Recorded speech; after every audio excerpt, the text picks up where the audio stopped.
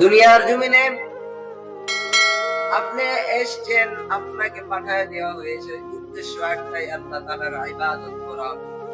ইবাদতের মূল জিনিসটা হলো নামাজ।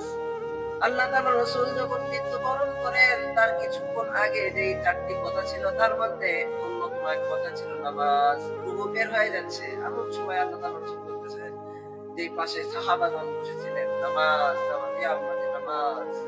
নামাজ ছাড়ার কোন সুযোগ নাই। নামাজ আল্লাহ তাআলা রাসূল আরো বলে যান, মান তারাকা সালাতান মুতাআম্মিদান ফাকাদ কাফার। যে ব্যক্তি এক ওয়াক্ত নামাজ ইচ্ছাকৃতভাবে ছেড়ে দেয়, সে যেন